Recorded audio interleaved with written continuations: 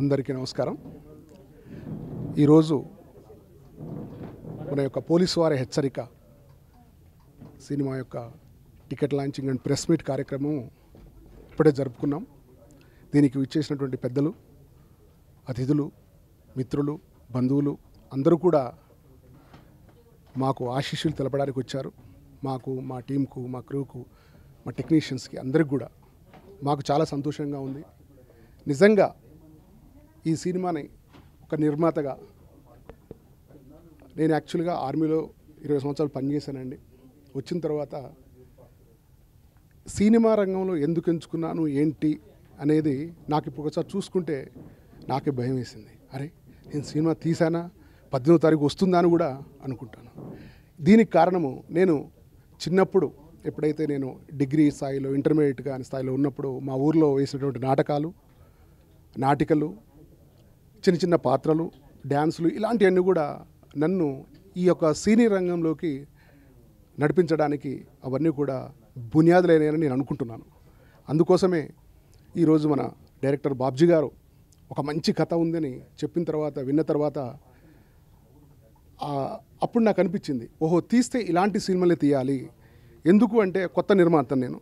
So అయినా సరే నాకేం తెలియదు. అయినా సరే బాబ్జీ గారు మాకు అన్నీ దగ్గరుండి అన్నీ చూసుకొని చాలా చక్కగా సినిమాని చేశారు. కథ అనేది ఒక సినిమాకి ప్రాణం, కంటెంట్. అదేవిధంగా నటీనటులు వాళ్ళు ప్రాణం పెట్టారు, టెక్నీషియన్స్ వాళ్ళు ప్రాణం పెట్టారు. నేను ఒక్కరని చెప్పనండి, మన ఆఫీస్ బాయ్ కానించి మా యొక్క నా వరకు కూడా అందరూ కూడా వాళ్ళ యొక్క ఏదైతే చేయాలో అంతకంటే ఎక్కువ చేశారు.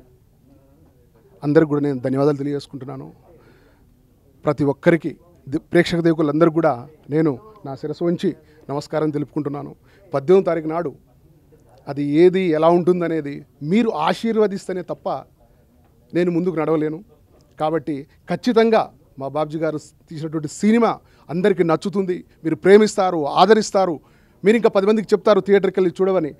ఒక సినిమా అనేది ఒక మనిషికి ఆలోచన కలగజేయాలి, ఒక ఇన్స్పిరేషన్గా ఉండాలి, ఒక గమ్యానికి చేరుకునేలా చాలామందికి రకరకాలుగా ఎవరైతే సినిమా చూస్తారో ఏదో ఒక అంశాన్ని తప్పకుండా గ్రహిస్తారు. మన సినిమా అనేది మొత్తం ఫ్యామిలీ కూర్చొని, అంటే ఈ రోజులలో అంటే ఏమనుకోండి అనుకోకపోండి, ఒక కూతురుతో పాటు తండ్రి చూసే సినిమాలు చాలా అరుదుగా కనిపిస్తాయి. నేనేమంటానంటే మన సినిమా పోలీసు వారి హెచ్చరిక తండ్రి, బిడ్డ, కూతురు, తల్లి, కొడుకు కలిసి అందరూ చూసి ఆనందించినటువంటి సినిమా అని నేను గొప్పగా చెప్పుకుంటాను. అది మీరు 18వ తరగతి చూసిన తర్వాత ప్రేక్షకులందరికీ కూడా అర్థమవుతుంది.